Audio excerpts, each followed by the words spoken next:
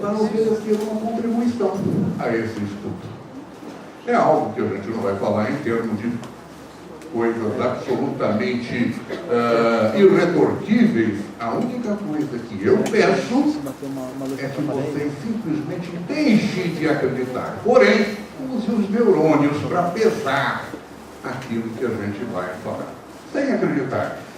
Pesem primeiro. Analisem. E nós precisamos oferecer uma alternativa a essa problemática da estabilidade. E qual é ela? O modelo natural. Eu acredito que a melhor forma de nós avaliarmos aquele sistema perfeito que chegou à senilidade com todos os dentes funcionando, tem alguma verdade para nos dar. E nós precisamos compreendê-la. Precisamos estudar o sistema. Quais leis esse sistema obedece? Quais são elas? Entendê-las, reproduzi-las e tentar uma forma de correção em obediência a esta forma, a este modelo natural que não obedece nenhuma escola. É a escola PIB. O Criador. Os colegas que não gostarem deste tipo de esquema, claro que não vão reclamar para mim, que eu sou um simples mortal. Sigam o esquema Jeová. É Ele quem criou. É Ele que fez. Vamos estudar o que Ele fez. Né? Estabelecer métodos. É um caso de um senhor de 82 anos, que há cerca de 20 anos atrás eu tive a oportunidade de fotografar, e fotografei. E ele guarda todas aquelas características daquela normalidade que vocês viram no primeiro slide. Isso daqui não é desvio de linha média, não. Isso daí são movimentos laterais, látero-protrusivos, imaginando uma mastigação. Porque dente nasceu para mastigar. E existem leis para essa mastigação. Sorriso é uma coisa muito suave. Deixamos para depois. Nós vamos falar de ciência. Uma lateralidade direita e esquerda, com cada dente sabendo por que ele está ali, recebendo a sua cota de informações e devolvendo com aquele tecido ósseo em rigidez, daquela solicitação que ele foi formado. Isto chegou nesta idade. Possivelmente esse velhinho morreu com todos os dentes na boca. E ele é o nosso paradigma, o nosso exemplo. E essas referências lineares, angulares, em que vocês veem aqueles crânios que foram elaborados, construídos, desenvolvidos, segundo uma função equilibrada, o que nós vamos encontrar? O plano de Camper em relação ao plano de Franklin, guardando uma angulação de uns 15 graus aproximadamente. A trajetória condilar em relação a Camper, de uns 15 graus, em relação a Frankfurt, 30 graus, é o que normalmente os protesistas consideram uma trajetória condilar, uma trajetória condilar de 30 graus, não? Uma curva de decolagem baseada numa curva do plano oclusivo real, paralelo a Camper, que também tem uma angulação que é muito variada, né? E o overjet dentário e as alturas possíveis. Então, esse crânio nós vamos estudar. Baseado naquele primeiro slide, naquele primeiro crânio, vamos esmiuçá-lo aqui. O que ele pode nos oferecer para mostrar que chegou naquela situação equilibrada. Né? Vai haver uma série de correlação entre overjet ósseo, altura cuspídea, curva de decolagem e trajetória contígua. Nós precisamos fazer ciência. Quando nós queremos estudar algo, vamos procurar reprodutibilidade. E qual é a reprodutibilidade que nós podemos ter, quando nós queremos estudar o equilíbrio desses dentes? Guardem, dentes são consequenciais. Repito, consequência de algo maior. Certo? Nós vamos utilizar o quê? Um articulador semi-ajustável. E vamos procurar lá nos primórdios da nossa ciência odontológica aqueles colegas que estudaram essas leis. Os fatores de equilíbrio. O anal, que considera uma das coisas básicas, um dos pilares da odontologia. Tillemann, com as suas equações de equilíbrio, a planas que deu continuidade, né? Então, praticamente isso tudo nós temos que avaliar, comparar no articulador semi-ajustável. No caso, esse daí é o articulador semi-ajustável da Dentatus RNA. Em que vamos verificar os dentes em relação aos seus elementos constituintes. Não apenas dentário, mas ósseos, muscular, articular e assim vai. Gente, o que aquele equilíbrio daquele sistema nos sugeria?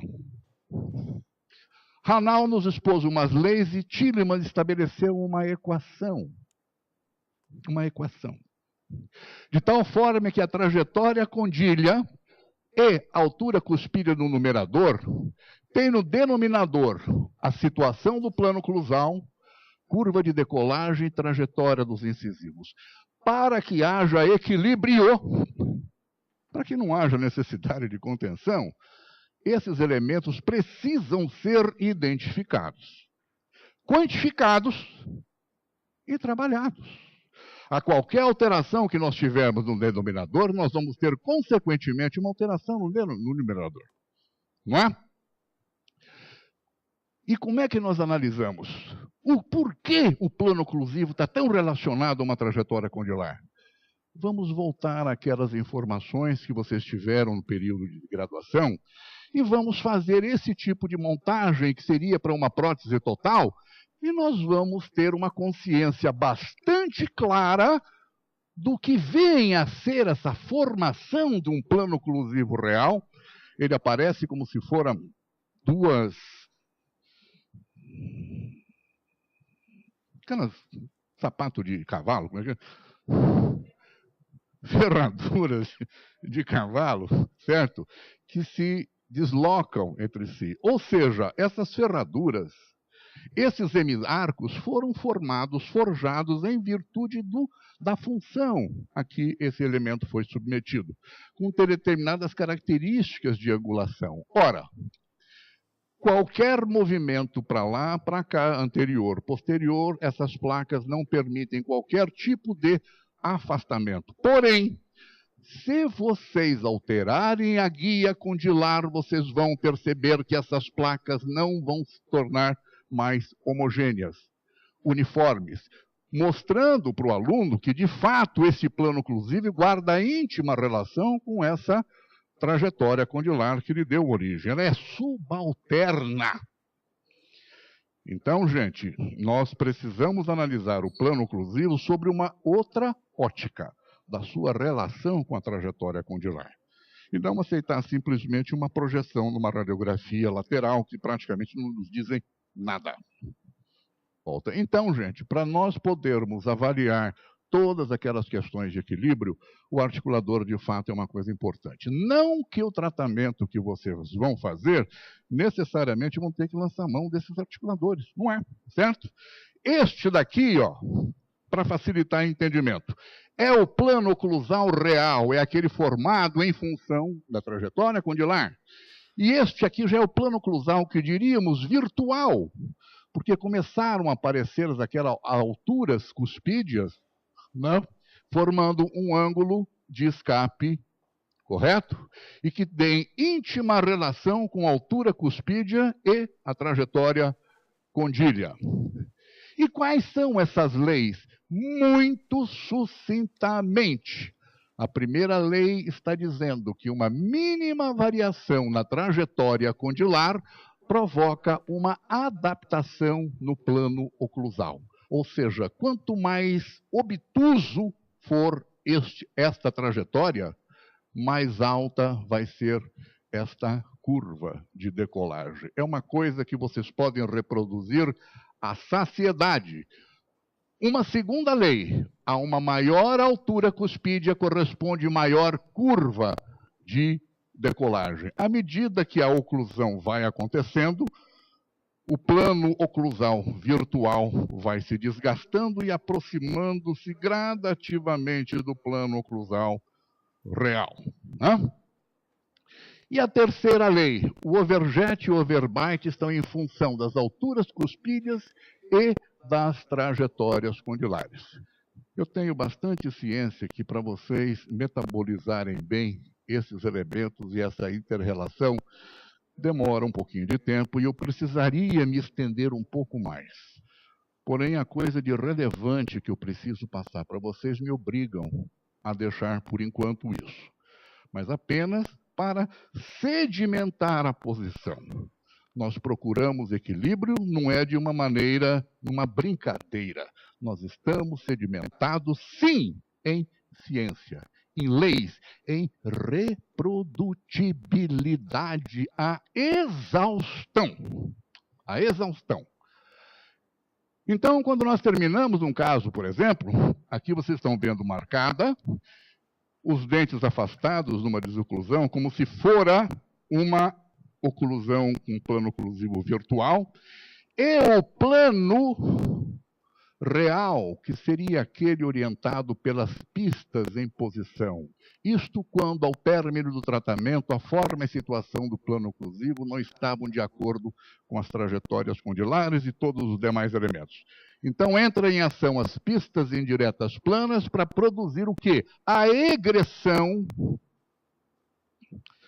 dos elementos dentários, e aí sim, aqueles dentes numa nova posição já estarão intimamente relacionados às trajetórias condilares que lhes deram origem, alturas cuspídeas, curva de decolagem e trajetória incisal através da manifestação de um elemento de diagnóstico muito importante, que se chama ângulo funcional mastigatório planas. Este ângulo tem que ser semelhante de ambos os lados sob o pena de um indivíduo em que tiver um ângulo menor, de um lado, mastigar apenas deste lado. Mastigar apenas com uma boca. Um tratamento meia boca. Certo? Então não dá para escapar dos ângulos funcionais mastigatórios se nós queremos atingir aquilo. Aqui, por exemplo, vocês estão vendo, após um tratamento ortodôntico, como nós estamos fazendo aquela sincronia de forma e situação de plano oclusivo em relação às alturas cuspídeas. Vocês veem o movimento. Aqui, sem a pista, vocês estão vendo os movimentos de vai e vem, percebem que todos os dentes tocam em todos os movimentos, cada um deles tendo uma história, cada um deles tendo uma responsabilidade, cada um deles tendo uma função. Casos assim, vocês têm dificuldade de extrair. Eles são desgastados, eles estão ali, não é apenas para uma visagem, uma quimera. Eles estão ali para trabalhar, são trabalhadores. E vão acompanhar esse sujeito até a senilidade, sem dúvida nenhuma.